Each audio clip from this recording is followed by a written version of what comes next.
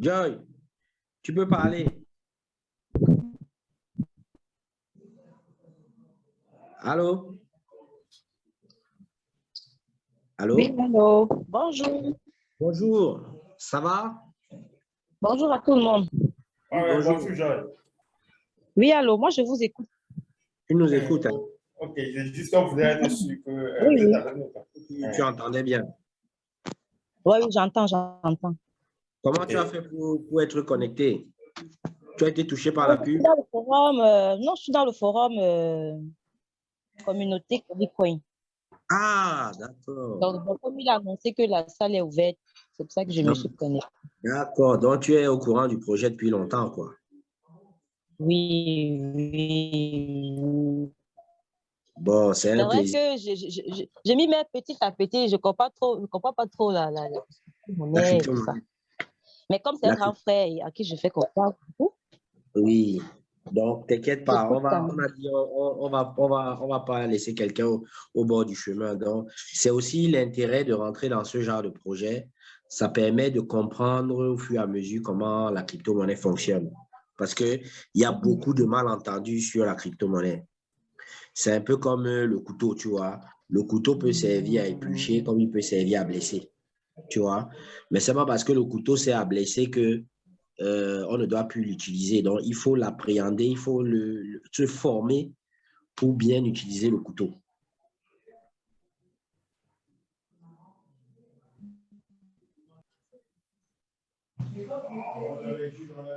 Oui, Oui. Oui, Tu habites où? Douala ou Yaoundé? voilà. Voilà, ok. Euh, sinon, tu as entendu parler du projet comment?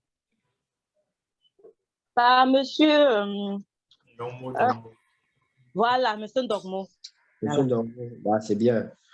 Bah, c'est très, très bien. Et toi, la crypto-monnaie, ça t'intéresse? Qu'est-ce qui t'intéresse dans la crypto-monnaie?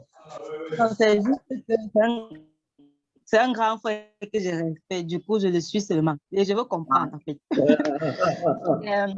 qui m'intéresse quand même, mais je ne comprends pas vraiment grand-chose. Ah, d'accord. Oh là là. Bon. Bah, la crypto-monnaie, en fait, il y a toujours eu de la monnaie qui a toujours existé. La monnaie, c'est pour faire des échanges, tu vois. Sauf que Oui. quand c'est devenu numérique, tu n'arrives plus à avoir une monnaie physique, tu vois. C'est devenu une monnaie numérique.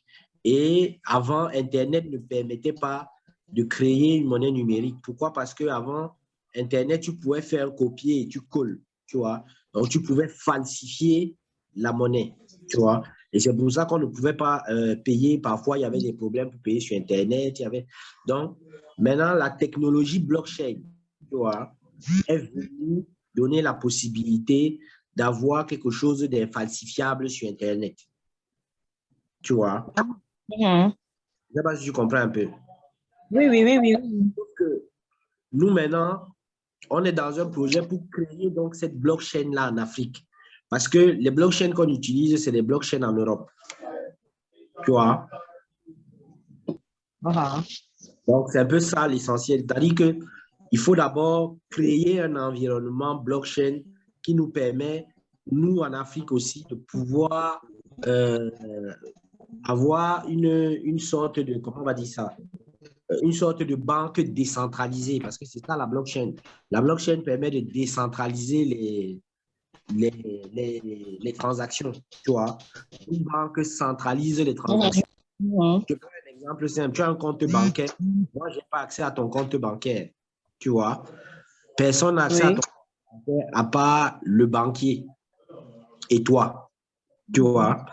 Toutes les transactions que tu vas faire dans ton compte bancaire, il n'y a que toi et le banquier qui auront accès à ces transactions-là.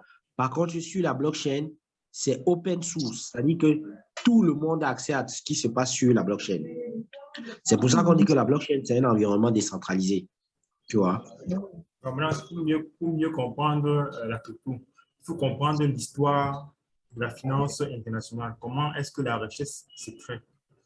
Après la Deuxième Guerre mondiale, 1945, Mhm. l'Europe est complètement détruite.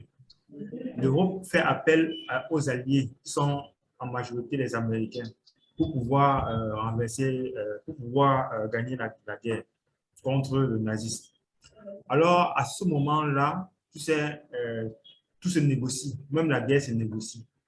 À ce moment-là, l'Europe étant complètement détruite, les États-Unis deviennent donc à ce moment-là la superpuissance, puisque c'est-à-dire que les adversaires sont tous détruits. Maintenant, à ce moment-là, c'est les États-Unis qui est l'usine qui fabrique les armes pour entretenir la guerre. Donc, à la fin de la guerre, les États-Unis sont très puissants financièrement, très riches. Alors, donc, il y a donc les accords de Bretton Woods qui sont signés en Angleterre et on fait donc du dollar devrait correspondre à l'étalon or. Donc, c'est ça, en grosso modo, les accords de Bretton Woods. Donc, le dollar devient donc la monnaie internationale. Ça veut dire, tu vas voir que dans beaucoup de pays, on utilise le dollar comme étant la monnaie, comme monnaie. Jusqu'à ce que la monnaie locale vienne remplacer le dollar, comme au Zimbabwe, par exemple. Dans beaucoup de pays. Ça veut dire, à ce moment-là, beaucoup de pays utilisaient le dollar. Et maintenant, pour acheter l'or, quelle que soit ta monnaie, tu devais convertir ton argent en dollars pour pouvoir acheter l'or. Ça, c'était les talons or. Alors, l'Amérique était donc une puissance vraiment financièrement solide. Alors, donc, dans les années 60, entre 60 et 70, l'Amérique déclare la guerre au Vietnam et décide donc, et ça, c'est toujours dans le but de renforcer encore sa suprématie financière. Parce qu'à ce moment-là, les États-Unis étaient capables d'imprimer autant de billets qu'il était possible d'imprimer sans demander l'avis de personne. Alors, à la suite de la guerre du Vietnam, en période de guerre froide où la Russie finançait le Vietnam en armes et en stratégie militaire et tout ça là, les États-Unis perdent donc la guerre. Et ayant dépensé énormément d'argent, ayant creusé beaucoup dans leur trésorerie, ils sont donc incapables de pouvoir soutenir donc, ce principe de Bretton Woods qui est l'étalon or. Et le président Nixon, sous pression, donc, décide donc d'abandonner cet étalon or. Ça, c'était le premier principe de la centralisation. Donc, toutes les monnaies étaient centralisées sur les États-Unis. Alors maintenant, ça a été brisé et ça a donné lieu maintenant à ce que chaque pays ait sa monnaie et il soit centralisé. Si tu veux acheter l'or, tu ne passes plus par le dollar, tu achètes directement. Donc ça, c'est le premier principe de la décentralisation. Et maintenant, chaque monnaie donc, pouvait varier maintenant par rapport aux autres monnaies. Pourtant, avant, ce n'était pas le cas. Les monnaies étaient fixées par rapport au dollar. Donc, avant, ce n'était pas le cas. Donc, nous sommes ici donc, dans la première phase de centralisation. Ça, c'est la première. Maintenant, ensuite, donc, étant donné que toutes les monnaies varient par rapport aux autres, ces monnaies-là sont toujours centralisées. Et maintenant, le principe qui leur permet d'imprimer leurs billets, ce sont des principes qui sont biaisés parce que c'est basé sur la politique. Donc, ce sont des politiques qui gèrent la manière avec laquelle les billets sont imprimés. Normalement, il faut imprimer les billets par rapport à la quantité d'or qu'on a en réserve. Mais ce n'est pas très souvent respecté. Donc, pour les intérêts politiques de puissance, tout ça là, il y a donc des États qui impriment donc les billets au-delà de ce qu'ils ont. Donc, ce qui fait que ça crée donc une sorte d'inflation et de la dette, de la dette, de la dette. Et ça fait en sorte qu'à un moment donné, le système financier tel qu'on la connaît commence donc à dandiner. Et pendant que ça dandine, ça fait du mal, pas à ceux qui possèdent le système, mais à la masse. Tu vas donc voir qu'il y a eu, par exemple, un incident financier aux États-Unis en 2008 qu'on a appelé la crise de subprime. En fait, c'était des prêts foireux qui finalement est retombé sur le dos des masses, qui certains ont perdu leur maison, perdu ceci. Ça, c'était une manière de renforcer, c'est-à-dire que l'État a la dette, ou bien le système financier est endetté, et il utilise donc les masses pour pouvoir récupérer. Pour que le système ne s'effondre pas, il faut bien que quelque chose rentre dans le système pour que le système soit stabilisé. Alors, nous sommes donc des cobayes. Je ne veux pas prendre, il y a cet exemple-là, il y a aussi l'exemple contextuel africain où on a le franc CFA. Le franc CFA qui est lié à l'euro et l'euro est lié à la Banque centrale européenne. Le franc CFA étant lié complètement à l'euro, nous sommes sous tutelle du trésor français. Donc, ça dit que rien qu'à ce niveau-là, ça dit qu'au niveau de notre monnaie, on a la possibilité de nous dégager de là grâce aux francs CFA, grâce à la crypto-monnaie. Donc maintenant, dans tous ces incidents financiers ont poussé un groupe de personnes qu'on a appelé Satoshi Nakamoto. Donc c'est un groupe de personnes qui ont dit, là, il faut qu'on fasse quelque chose. Est-ce qu'on ne pourrait pas mettre en place un système qui permettra de gérer les échanges, mais qui soit complètement décentralisé et qui soit complètement transparent, de telle sorte que, étant donné que la planète est assez riche et il devrait normalement avoir assez de ressources pour tout le monde, mais il y a un groupe de personnes qui ont pris en otage ces ressources-là. Alors la crypto-monnaie donc vient décentraliser et faire en sorte que tout soit le plus transparent possible. Alors donc, ils ont donc créé la blockchain et suite à la blockchain, ils ont créé donc la crypto-monnaie. En fait, une blockchain fonctionne avec une crypto-monnaie parce qu'en fait, la blockchain crée des services. Et maintenant, ces services-là ne peuvent pas s'acheter avec de l'argent fiduciaire, c'est-à-dire de l'argent normal. Ça doit s'acheter avec un argent qui fonctionne dans le même système. Alors, donc, il y a une crypto-monnaie qui va avec. Et les blockchains donc, peuvent offrir un tas de services. Ça peut donc offrir des services liés au stockage des données. Ça peut offrir des services liés aux échanges de valeurs. Ça peut créer il y a d'autres des services liés à la sauvegarde des données sensibles ou bien à la classification de certains documents, etc. Au jour d'aujourd'hui, la quantité, c'est-à-dire que tout ce que la blockchain est capable de faire, on n'a pas encore tout découvert. Justement, en 2001, malgré le fait que la blockchain a été créée depuis 2008, on a d'autres produits de la blockchain qui sont arrivés, qu'on appelle les NFT, les non-fungible tokens, qui jouent des services liés à la blockchain. On a les métaverses aussi qui sont arrivés, qui sont aussi des services liés à la blockchain. Il y a d'autres services comme ça qui vont arriver au fur et à mesure que les avantages de la blockchain vont se déployer. Donc, il est donc question aujourd'hui de parler donc des enjeux de cette économie numérique par rapport à notre continent africain. Donc, aujourd'hui, en Afrique, l'économie numérique, au jour d'aujourd'hui, représente 8, c'est-à-dire le chiffre d'affaires lié à l'économie numérique représente 8% du PIB, du produit intérieur brut de toute l'Afrique. Ça fait à peu près 800 milliards de dollars. En 2025, c'est estimé à 10%, donc 1000 milliards de dollars. Maintenant, nous, on estime que l'Afrique est très mal positionnée dans cette industrie. L'Afrique est très, très mal positionnée parce que l'Afrique ne produit rien de numérique. L'Afrique est seulement consommateur. L'Afrique est consommatrice des produits numériques. Nous avons par exemple Facebook, qui a près de 2 milliards 500 millions, 2 milliards 500 millions de membres, qui est une mastodonte dans le domaine du numérique. Nous avons Amazon, qui est aussi une mastodonte, et qui vient donc maintenant même rivaliser avec nos boutiques dans nos pays, parce que je peux passer une commande sur Amazon, ça vient me retrouver chez moi. C'est-à-dire, ça vient me retrouver chez moi. Et ils peuvent vendre moins cher, puisqu'ils vendent dans des grosses quantités. Donc, ce qui fait donc que si nous, en tant qu'Africains, nous ne prenons pas les initiatives de mettre en place une structure qui va permettre de nous protéger, nous, dans le domaine numérique, et de protéger aussi nos enfants, les enfants de nos enfants, et laisser un héritage numérique à nos enfants, à ceux qui vont arriver après nous. Nous serons largués parce que ce secteur numérique, ce sera encore un champ où on viendra encore nous coloniser. Donc, on nous a déjà colonisé physiquement. Maintenant, on va nous coloniser numériquement. Parce que si quand vous ouvrez un compte sur Facebook, vous vivez en Facebook. Quand vous ouvrez un compte sur Amazon, vous vivez sur Amazon. Quand vous êtes sur Yahoo, vous vivez sur Yahoo. Mais est-ce que vous avez donc une structure africaine dans laquelle quelqu'un peut se sentir que je ouvre un compte sur une structure africaine de l'économie numérique et ça, je ressens vraiment que je suis africain. Beaucoup de gens fuient tout ce qui est africain. Bon, ça peut être dû au fait qu'il y a eu des arnaques, il y a eu des ceci. Mais même les structures européennes aussi, il y a aussi des arnaques. Pourquoi est-ce que c'est seulement les structures numériques africaines qui pourraient être entre guillemets?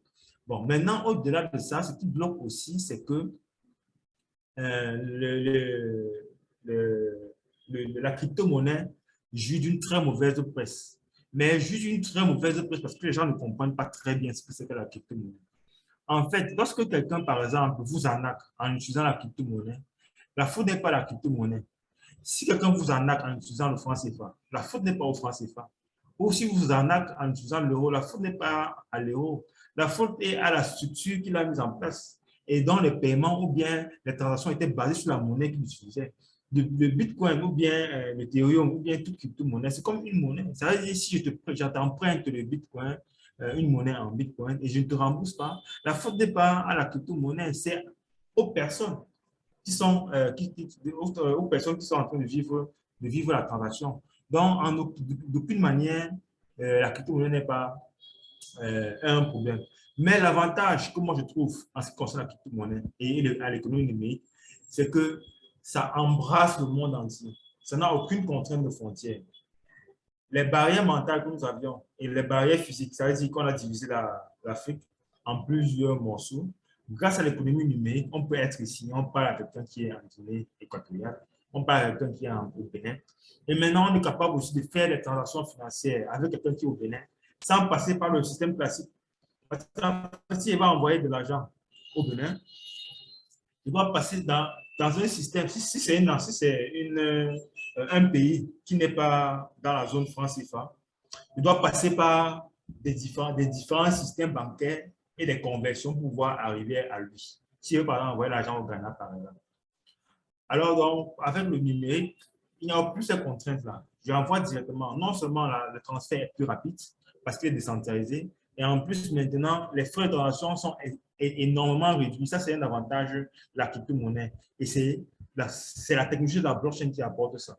Maintenant, un autre avantage aussi, c'est que nous pouvons nous mettre ensemble, grâce à la technologie de la blockchain et la crypto-monnaie, nous mettre ensemble pour réaliser des projets. Je prends par exemple, construire par exemple un immeuble. Seul, je n'arrive pas à le construire. Et puis, je ne veux pas aller à la banque pour faire une demande de crédit. Le processus, c'est long et c'est risqué. Maintenant, ce que je peux faire, c'est que je peux trouver le moyen de toucher des gens qui partagent la même vision que moi, construire un immeuble.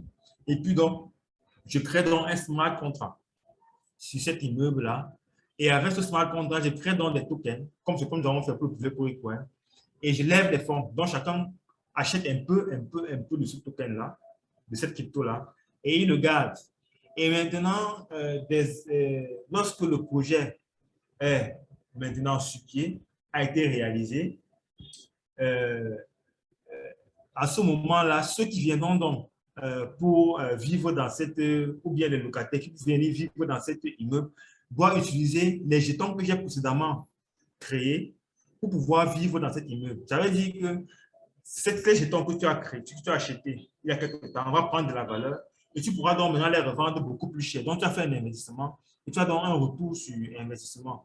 Et donc, c'est comme ça que la crypto peut permettre donc de réaliser des projets. Donc, ça peut permettre que tout le monde, nous tous, nous nous mettons ensemble, nous formons un bloc et nous réalisons ensemble des projets. Et maintenant, nous avons pensé que la réalisation d'un projet blockchain serait la solution parce que la blockchain offre énormément de services et il y a des possibilités de scalabilité énormes sur l'avenir. Et bon, nous espérons qu'en entrant dans ce projet, en faisant partie de la communauté, nous allons ensemble bâtir cette blockchain et plusieurs d'autres, et tous les artifices du projet qui tournent autour. Je pense que Laurent va venir là-dessus avec plus de détails.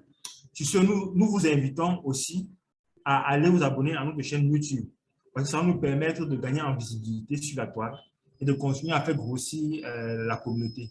Et plus nous aurons une communauté forte, et plus nous serons présents partout sur la toile.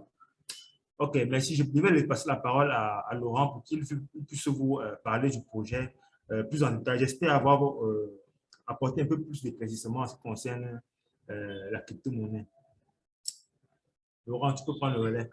Je crois qu'il y a du bruit qui arrive, qui repart, qui arrive et qui repart. Vraiment, finalement, problème de connexion. Merci, Serge. Allô? On enregistre la conférence là. Donc, on va la poster pour ceux qui n'ont pas pu être là. Donc, de toutes les façons, ça va être reposté. Donc là, merci vraiment de ta brillante intervention là. Ce que je veux aussi conseiller aussi aux gens, c'est de partager vraiment le lien YouTube autour d'eux pour être informés de toutes les vidéos qui vont paraître. Donc ça, c'est l'un des aspects très importants du projet.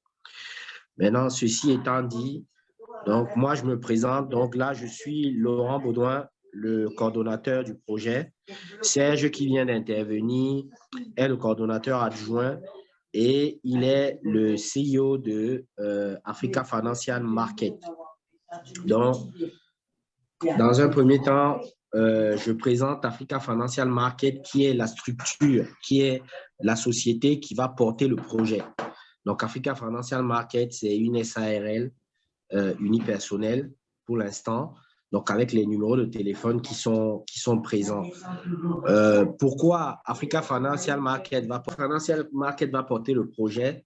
C'est parce que quand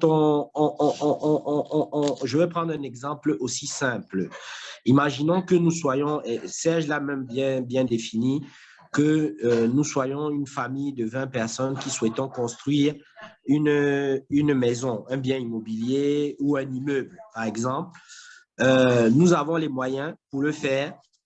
Nous demandons à une société immobilière qui, elle a l'expertise de construire l'immeuble, de le faire.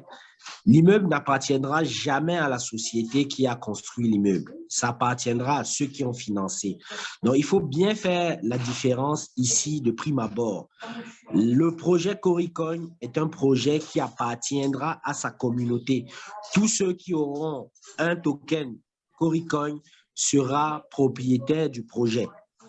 Donc, ça, c'est la première chose qu'il faut bien comprendre. C'est-à-dire que ce n'est pas parce que Africa Financial Market développe le projet que c'est la propriété d'Africa Financial Market. Le Coricogne appartient à tous ceux qui sont propriétaires du Coricogne. Donc, dans un deuxième temps, je vais vous présenter les avantages et les inconvénients de l'Afrique. Donc, les avantages qui sont du côté gauche et les inconvénients qui sont du côté droit. Donc, les avantages, premier avantage, on a 1,2 milliard d'habitants. Deuxième avantage, on a une richesse de sous-sol très importante. Ça, c'est normal. Il y a une très, très grande richesse de sous-sol, c'est-à-dire tous les minerais qu'on connaît, l'or, le diamant, le pétrole, le manganèse, tous ces minéraux-là constituent une richesse importante pour l'Afrique. Troisième avantage, un climat favorable. L'Afrique est le seul continent qui regorge vraiment tous les climats. Du nord au sud, de l'est à l'ouest, il y a un climat tropical, il y a un climat équatorial, il y a un climat désertique, il y a un climat… Et tous ces climats-là favorisent l'agriculture de manière intensive. Donc, le climat est très favorable en Afrique. Il y a le quatrième point, le potentiel énergétique immense. Donc, c'est-à-dire que on a le soleil qui peut être exploité comme énergie solaire. On a beaucoup d'hydraulique, c'est-à-dire que tout ce qui est fleuve, océan, etc., peut permettre de faire de l'énergie électrique. Donc, tout cet environnement-là est très propice à créer de l'énergie en Afrique. Donc, on n'a pas une pénurie d'énergie si jamais on exploite bien tous ces domaines. Le taux de jeunes de 18 à 40% est de 80%. De 18 à 40 ans est de 80%. Donc, il faut bien se rendre compte qu'il y a sur le continent africain est même vraiment le seul continent où il y a beaucoup de jeunes. Et cette jeunesse-là, dans les inconvénients, on va bien voir dans les inconvénients que le taux de chômage est élevé parmi la couche la plus active. Donc, vraiment, les inconvénients en Afrique, c'est quoi? C'est que la jeunesse n'arrive pas à trouver un emploi. Et à travers ce projet, qui est un projet qui rentre dans l'économie numérique, qui est une économie que nous ne voyons pas, les jeunes peuvent tirer leur épingle du jeu. Donc, c'est pour ça que c'est très intéressant de partager ce genre de projet pour que les jeunes viennent aussi s'approprier des nouveaux métiers, des nouveaux métiers qui seront dans 5 ans, dans 10 ans, des métiers d'avenir, des métiers qui seront des métiers où ils seront recherchés, le talent sera recherché. Donc, c'est important. Donc, deuxième inconvénient, le taux de bancarisation très faible. Donc, tout le monde sait très bien qu'en Afrique, les gens ne vont pas mettre leur argent en banque, tout le monde met l'argent dans la tontine ou alors sous le matelas, etc., etc. Bref, chacun utilise des méthodes et va très peu à la banque. Donc, il y a un taux de bancarisation qui est très faible. Tu as le troisième inconvénient, c'est l'environnement économique hostile aux jeunes. Donc, bien évidemment, vu que les jeunes ne vont pas à la banque, etc., ils ne peuvent pas lever les fonds. Donc, l'économie est très hostile à cette couche de la population parce qu'ils sont très peu au niveau des banques, ils n'arrivent pas à lever les fonds, ils n'arrivent pas à prendre des crédits, on ne leur fait pas confiance, etc., etc. Donc, le quatrième inconvénient, c'est les difficultés à mutualiser nos efforts. Et ça, c'est un inconvénient majeur en Afrique. C'est-à-dire qu'on veut toujours être celui qui a trouvé la solution. Alors qu'en mutualisant nos efforts, comme on dit dans un adage africain, on ne peut pas attacher, une seule main ne peut pas attacher le paquet. Donc, il faut plusieurs mains pour pouvoir attacher le paquet. Donc, c'est pareil que partout ailleurs. Si nous nous mutualisons, si nous nous fédérons, si nous mettons nos efforts ensemble, nous pourrons faire des grandes choses. Et ça, c'est un gros inconvénient. La difficulté la plus importante, l'inconvénient le plus important là, c'est la mutualisation des efforts. Et c'est la raison pour laquelle Serge, moi et d'autres partenaires comme Collins, comme il y a d'autres partenaires, Franck, etc., toute la communauté et l'équipe Coricoin s'est rassemblée autour de ce projet-là pour créer quelque chose d'innovant sur le continent. Et ça, c'est plutôt une très bonne chose. C'est un exemple vraiment à féliciter. Donc, après, le cinquième inconvénient, c'est le système financier centralisé. La centralisation, c'est quoi? C'est que tout converge vers un tiers de confiance. Le tiers de confiance, généralement, c'est une banque. C'est-à-dire que c'est la banque qui détient votre argent, qui détient vos informations, qui détient tout. Et pour qu'on puisse avoir accès à ça, il faut que ce soit la banque qui vous donne l'autorisation. Par exemple, vous voulez envoyer de l'argent à quelqu'un de votre famille, vous êtes obligé de demander à votre conseiller financier de faire la transaction à votre place pour envoyer de l'argent. Après, ça dépend des montants. Quelqu'un va me dire, oui, tu envoies 50 000 francs, il n'y a pas besoin, je peux le faire de mon compte moi-même, etc., etc. Mais quand ça commence à demander des gros montants, la banque demande des autorisations, etc., etc. On ne manipule plus votre argent comme vous le souhaitez. Donc, ça, c'est un véritable inconvénient que va apporter la blockchain, qui est un environnement décentralisé. Donc, il faut bien faire le parallèle avec la blockchain, qui est un environnement décentralisé, et la banque, qui est un environnement centralisé. Donc, on passe. Qu'est-ce que c'est que la blockchain? Donc, une blockchain est un registre, une grande base de données qui a la particularité d'être partagée simultanément avec tous ses utilisateurs, tous également détenteurs de ce registre et qui ont également tous la capacité d'y inscrire des données selon des règles spécifiques fixées par un protocole informatique très bien sécurisé grâce à la cryptographie. Donc, il faut bien comprendre que la blockchain, c'est un environnement décentralisé complètement qui n'appartient à personne, à aucun État. C'est-à-dire que personne n'a la même mise sur cette technologie-là dès qu'elle est déployée. Et donc, cette technologie-là permet, grâce à la cryptographie, l'infalsibilité des données. Donc, tout ce qui va être effectué sur la blockchain ne pourra plus être falsifié.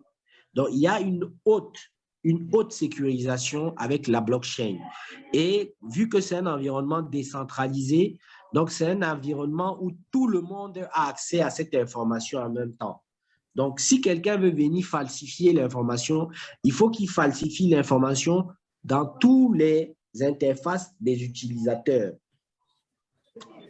Donc, en pratique, une blockchain est une grande base de données qui contient l'historique de tous les échanges effectués entre les utilisateurs depuis sa création. Grâce à la blockchain, on garantit l'infalsibilité des données qui sont inscrites, une décentralisation des processus qui peut être très utile non seulement dans le domaine de la finance, mais aussi dans de nombreux domaines d'activité requérant ce processus-là. Donc, on peut utiliser la blockchain dans d'autres domaines.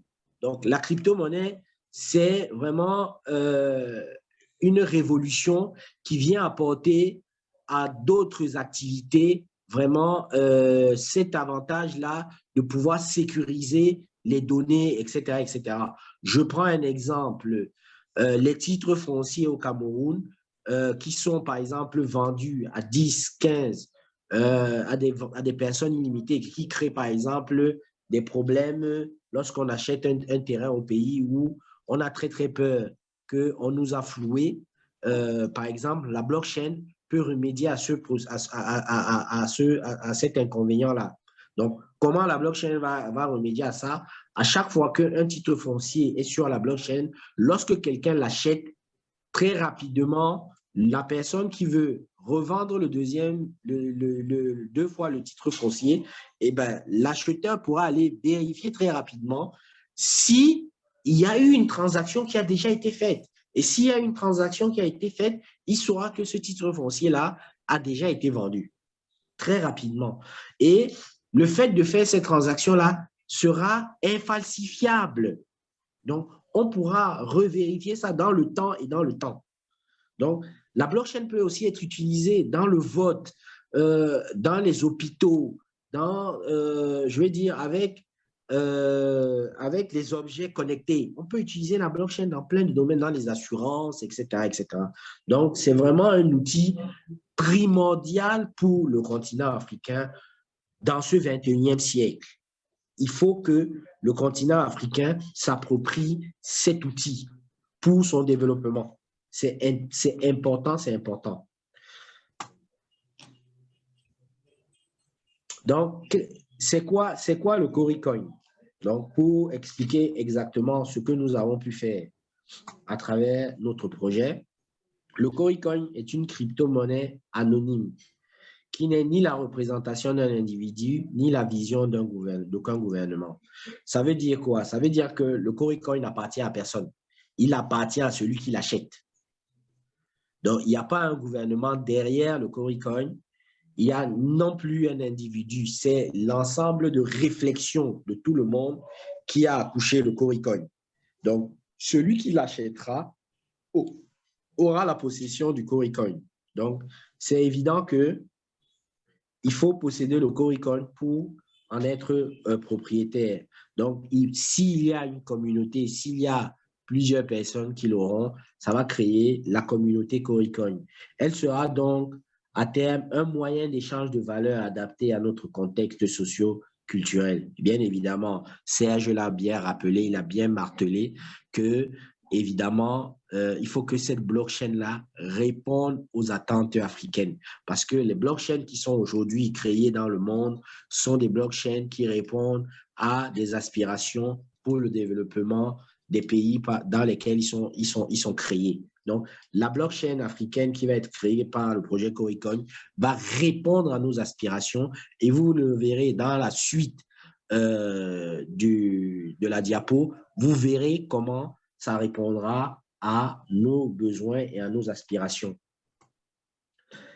elle est non seulement une crypto-monnaie, mais aussi un moyen de s'approprier la technologie de la blockchain, qui va permettre la création d'emplois et donner la possibilité de mieux organiser nos interactions sur le plan économique pour notre plus grand avantage. Qu'est-ce que ça veut dire? Ça veut dire que l'économie numérique qui est en train d'arriver en Afrique, là, que nous ne voyons pas, qui a déstabilisé déjà certains géants comme par exemple Express Union.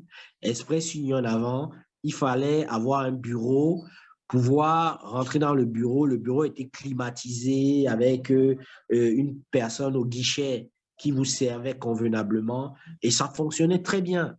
Et c'était visible, on faisait la queue pour entrer dans le bureau d'Express Union pour envoyer de l'argent de Douala, peut-être au Gabon, etc., etc. Aujourd'hui, avec Orange Money est venu complètement déstabiliser cette économie-là. Et Orange Money n'est pas visible. La personne a besoin d'envoyer de l'argent, il va au kiosque d'à côté, au Carrefour, il y a un petit kiosque là, il envoie son Orange Money tranquillement et ça a déstabilisé complètement Express Union. Donc, des nouveaux emplois vont se créer avec cette économie numérique qui est en train d'arriver. Ce tsunami qui arrive avec la blockchain, les crypto-monnaies et les NFT, etc., etc., donc ce que Serge a dit au préalable, va forcément apporter aussi des créations d'emplois. Ça va permettre à l'Afrique aussi de mieux s'organiser, etc., etc. C'est la raison pour laquelle le projet Coricoin est un projet avant-gardiste.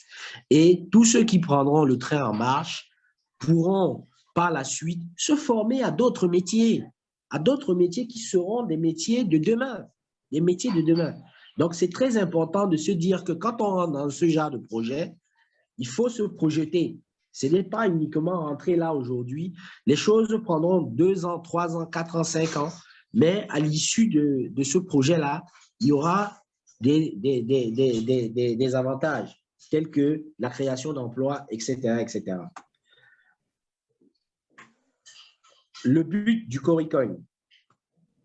Donc, pour le moment, le Coricoin est un token qui passera au statut coin lorsqu'il aura sa propre blockchain. Donc, il faut bien faire la distinction entre un token et un coin.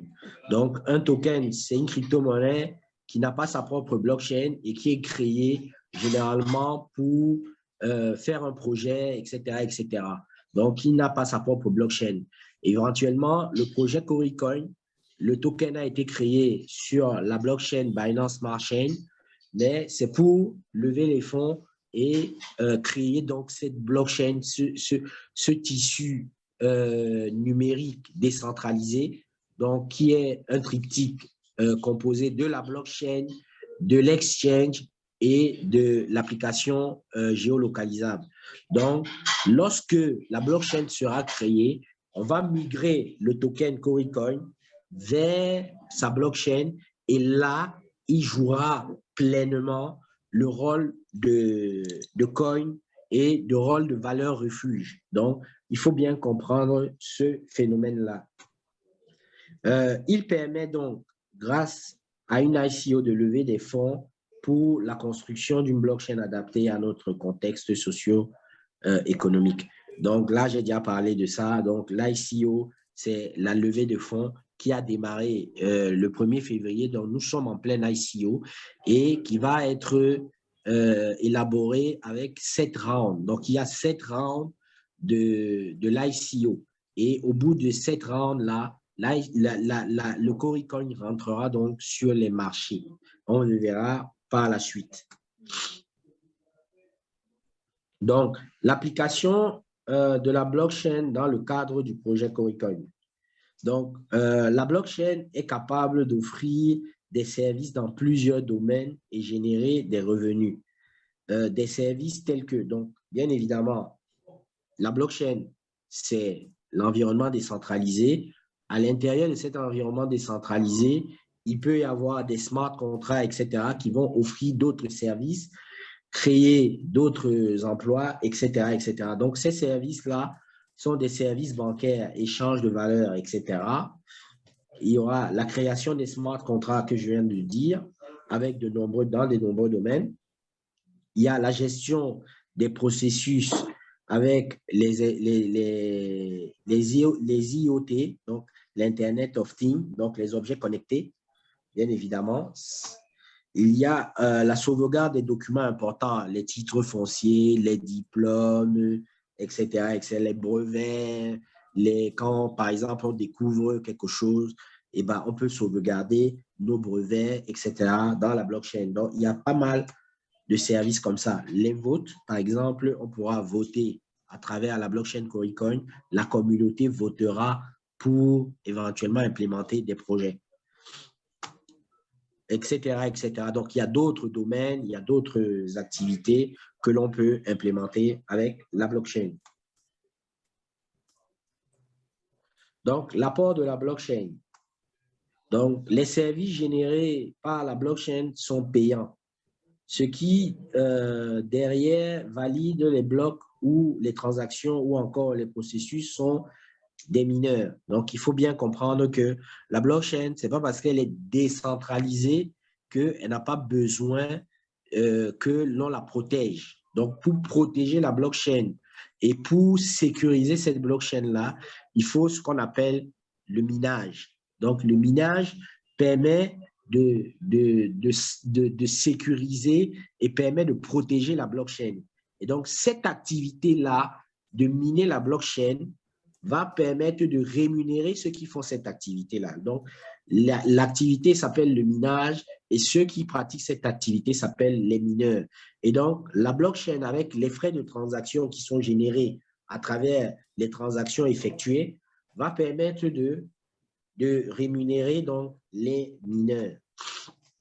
La blockchain Coricoin sera conçue de la sorte à reverser 50% des revenus générés aux mineurs. C'est-à-dire que les frais de transaction qui vont être effectués sur cette blockchain-là, 50% iront aux mineurs et 50% restant aux projets d'intérêt général dans les secteurs d'activité suivants. Donc, voilà comment la blockchain Coricoin va permettre de transformer le continent, d'améliorer les choses sur le continent africain. Parce que nous allons concevoir cette blockchain de telle manière que 50% des frais de transaction seront dédiés aux mineurs et 50% vont être injectés dans des projets qui vont forcément bouleverser le continent. Donc, les projets seront dans l'éducation, dans la santé, dans l'agriculture, dans l'immobilier, dans le transport tourisme et dans l'écologie. Donc, ça, c'est les 6 secteurs qui permettront de développer le continent à travers les 50% des frais de transaction qui vont être générés dans la blockchain. Mais ceci n'est pas exclusif. Ce n'est pas uniquement ces projets-là. Maintenant, quelqu'un d'autre veut implémenter un projet, il peut créer ce qu'on appelle un smart contract pour déployer son projet et permettre au continent aussi de se développer. Parce que chaque fois que les projets vont être développés, vont être implémentés, vont être créés, ça va être en faveur du continent.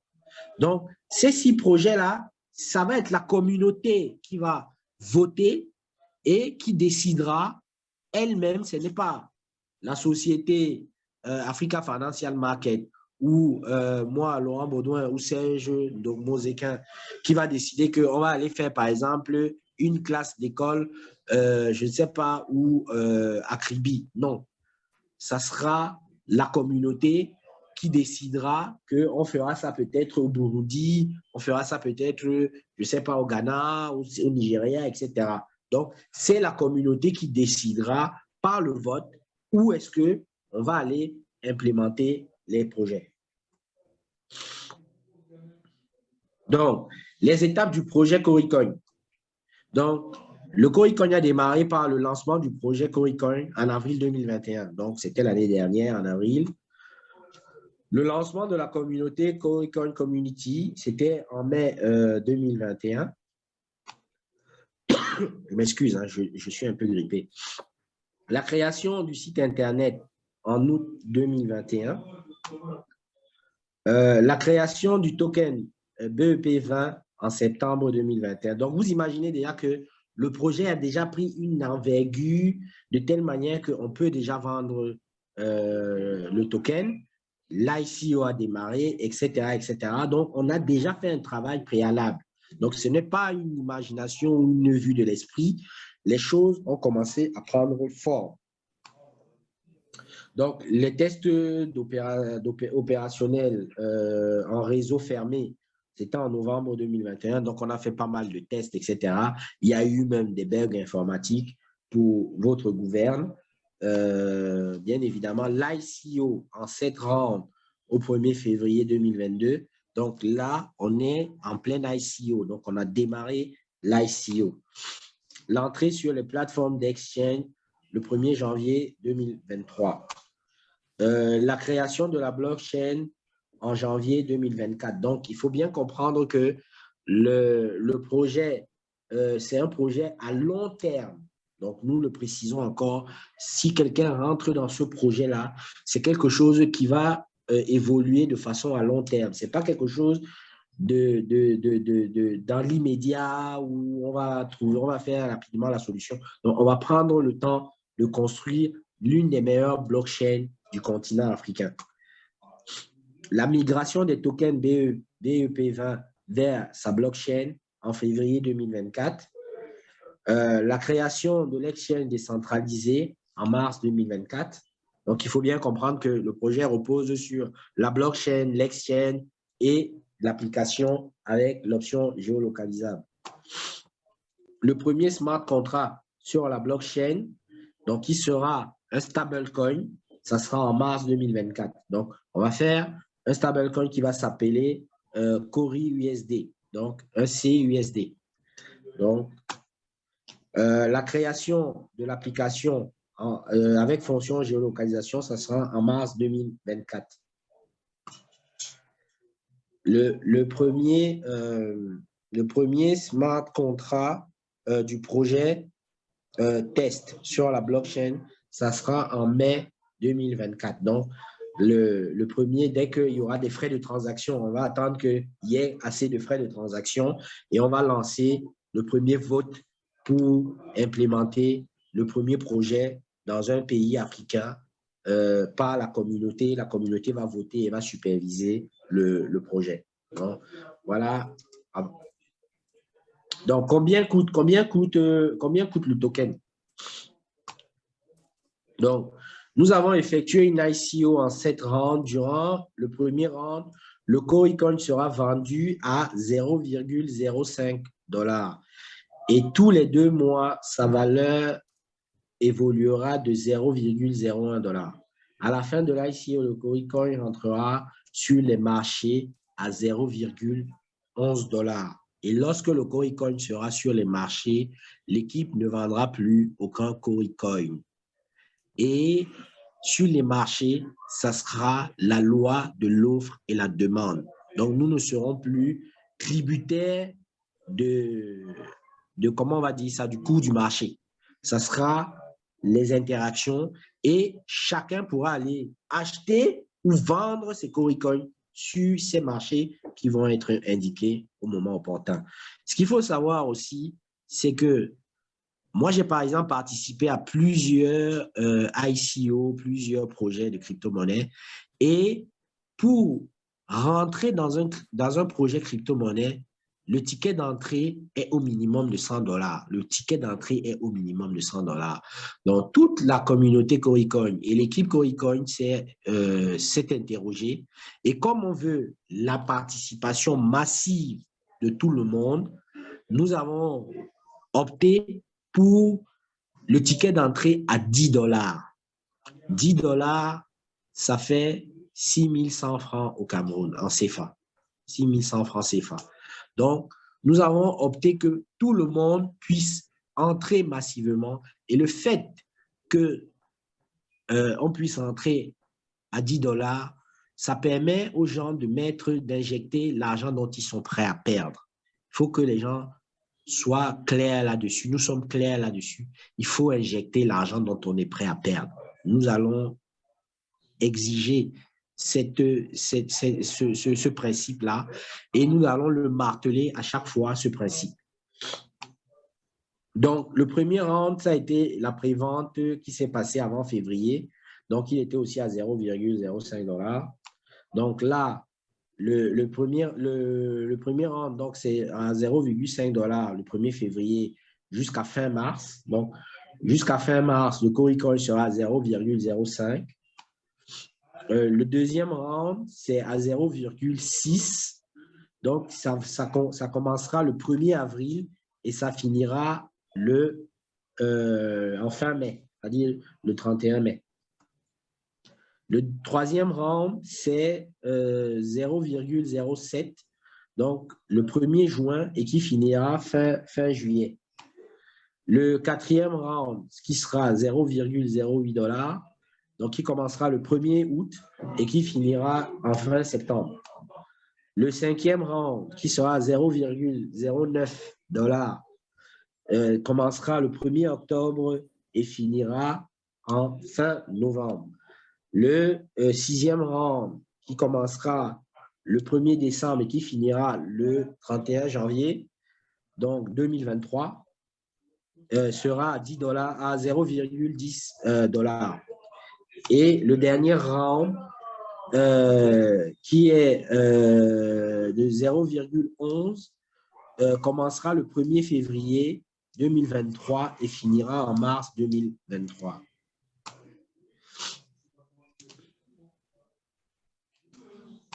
Donc, on est à la fin de notre diapo. Donc, toute l'équipe Coin vous remercie d'avoir participé à cette conférence. C'est ensemble que nous construirons l'Afrique de demain. Passons à l'action. Donc là, bien évidemment, c'est bien beau de parler, c'est bien beau de dire que nous avons des projets, etc., de dire toujours que l'Afrique va mal, etc., etc. Maintenant, avec de tels projets, passons à l'action, développons le continent tous ensemble, mettons la main à la poche, mettons la main à la pâte pour pouvoir développer et construire cet écosystème-là, cette économie numérique qui est en train d'arriver de façon galopante et qui va bouleverser le continent africain. Donc, passons massivement à l'action. Partageons vraiment les vidéos YouTube, partageons le site internet coincoin.org, partageons le groupe Telegram, etc., etc. Allons sur le groupe Facebook pour massivement interpeller notre communauté, que ce soit au niveau de la diaspora avec les Caraïbes et la diaspora de par le monde, et sur le continent africain avec nos frères du continent africain. Oui, je voudrais vous ajouter que... Merci. Oui, merci Laurent, merci pour cette brillante, cet exposé remarquable. Je voudrais aussi ajouter que si, pour le moment, vous ne pouvez pas encore faire un investissement d'1 million de 10 $, vous pouvez participer en vous abonnant à notre chaîne YouTube et en faisant abonner au moins 10 personnes dans votre communauté, dans votre famille, vos amis. Au moins, c'est une manière pour vous de partager un peu l'information et de prouver, donc de montrer aux autres qu'il y a quelque chose qui se passe ailleurs, qui a le potentiel d'avoir l'espoir. Il faut savoir que le monde est en train de changer. Si nous ne prenons pas l'initiative aujourd'hui de poser une action, de poser une pierre, ne serait-ce qu'un geste, on ne peut rien espérer pour demain. Absolument rien. Et la construction d'une blockchain, ce n'est pas le gouvernement qui construit une blockchain. Ce n'est pas le gouvernement qui construit une blockchain. C'est une communauté qui crée une blockchain parce que la blockchain est utilisée par la communauté. Et aujourd'hui, l'écosystème mondial est en train de changer de telle sorte que des États peuvent se créer dans des États. Si quelqu'un n'est pas content de comment est-ce que les choses se passent autour de lui, il peut rejoindre une communauté et ensemble, on essaie de bâtir quelque chose. Et on crée un système qui fera en sorte qu'il puisse y avoir une entraide mutuelle. Et la blockchain qui est comme un tiers de confiance, qui est une technologie qui n'a pas de parti pris, il n'y a pas de considération de couleur de peau, il n'y a pas de considération d'ethnie, il n'y a pas de considération de frontières d'un pays ou un autre. Il n'y a pas de considération sociale, politique ou etc. Donc, ils fonctionnent de manière impartiale. Si quelqu'un vous doit, je ne sais pas, 10 dollars et qu'il vous transmet 10 dollars à travers la blockchain va vous transmettre les 10 dollars. Il ne va pas réfléchir de savoir si vous n'êtes pas de tel parti politique ou bien de telle autre chose. C'est un système qui est complètement décentralisé, qui n'a aucun parti pris. Il a les yeux complètement fermés. Et c'est en ça qu'il est important parce que tous les systèmes qu'on connaît aujourd'hui, que le monde a produit aujourd'hui, étaient des systèmes décentralisés. Ça veut dire que quelqu'un arrive, il s'assoit dessus, il s'assoit quelque part et il a réussi à imposer sa domination. Il le maintient juste par une main de fer jusqu'à ce qu'un autre système vienne le remplacer. Maintenant, nous sommes en train de passer à autre chose. Nous sommes en train de passer à un monde beaucoup plus intelligent. Parce que s'il faut regarder dans l'histoire, vous allez vous rendre compte que avant, il fallait être fort pour gagner de l'argent. Ensuite, on a inventé des machines qui pouvaient travailler à la place des muscles. Il a fallu donc maintenant que tout le monde aille à l'école. Il a fallu maintenant être intelligent pour gagner de l'argent. Après, on a inventé des machines qui étaient très intelligentes. Maintenant, qu'est-ce qu'il faut maintenant pour gagner de l'argent? Qu'est-ce qu'il faut? Il faut travailler ensemble. On doit se mettre ensemble pour pouvoir s'en sortir. C'est la seule solution qui nous reste. Travailler ensemble pour être plus productif. Et maintenant, travailler ensemble, c'est quoi? C'est d'investir. Nous devons investir sur des projets qui nous semblent porteurs pour l'avenir, des projets qui peuvent améliorer notre quotidien demain. Et c'est maintenant, et l'argent étant donc une énergie, lorsque nous participons à cela, nous mettons donc une énergie dans un processus qui peut créer dans un écosystème qui puisse nous enrichir de manière globale. Donc, c'est la goutte d'eau que je voulais ajouter à ce merveilleux projet que nous sommes en train de confier. Est-ce qu'il y a des questions? On va peut-être prendre des questions aussi avant de partir. Oui, Joy, question?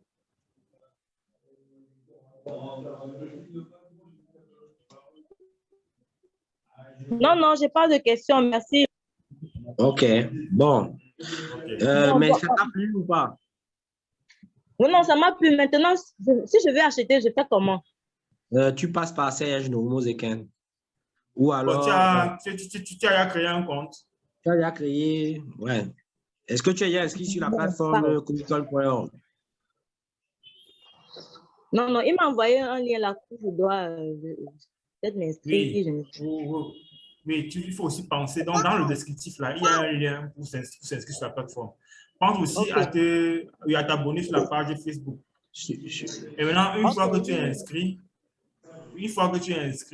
tu me fais signe et puis je vais procéder, te montrer comment faire pour acheter. Voilà, il va te former. Inscris-toi aussi sur YouTube. Tu es inscrit sur YouTube? Envoyez le lien tout à l'heure. Voilà. OK. Abonne-toi aussi sur YouTube. Vraiment, ça va permettre. Et abonne aussi le maximum de personnes que tu peux. Voilà. OK. Bah, merci bien. Vraiment, merci à toi, hein, Joy, d'avoir participé. Je sais que dimanche, ce n'est pas évident. Les gens se reposent, sont fatigués, etc. Venir écouter une conférence comme celle-là, ce n'est pas évident. Donc, vraiment, nous te remercions vraiment du fond du cœur. Vraiment. Et si tu peux, la prochaine, il y aura encore une conférence dimanche prochain. Si tu peux faire venir un nombre de personnes, ne serait-ce que seulement pour écouter, poser les questions, le maximum de questions. Hein. Il n'est pas ici… fait que tu dois t'engager directement. C'est venir te poser toutes les questions, se familiariser, demander, etc., etc. Comment on fait? Voilà. Et comme on dit, nous faisons, le ticket d'entrée n'est pas si élevé que ça. C'est de l'argent dont tu dois être prêt à perdre que nous te demandons d'injecter. Et étant donné que tu auras accès dès que tu auras payé le curriculum, tu auras accès à de la formation, tu pourras toi-même aussi, si tu veux faire partie de l'équipe, etc., etc. Il y a pas mal d'opportunités et de travail, etc., etc. Pour l'instant, tous ceux qui font partie de l'équipe, c'est bénévole parce que, bien évidemment, nous n'avons pas les moyens, nous sommes partis de rien. Et beaucoup de gens ont travaillé bénévolement et tout ce travail que tu vois là, c'est du bénévolat. Donc, si tu veux aussi acquérir de l'expérience, avoir des nouvelles connaissances en crypto-monnaie, en économie numérique, etc., etc., parce que l'économie numérique est vaste avec aussi la digitalisation, comment je vais dire ça, le marketing digital, etc., etc., tu seras la bienvenue. Donc, voilà. Allô? Joy? Merci. Bon. Oui, Joy, merci. tu nous entends?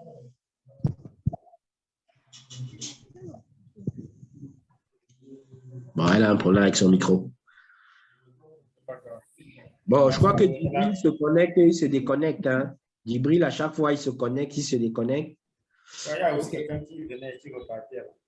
Bon, vu qu'il n'y a plus trop de questions, on va interrompre la conférence et on va se donner rendez-vous à dimanche prochain, 15 h. C'est ça, non, Serge?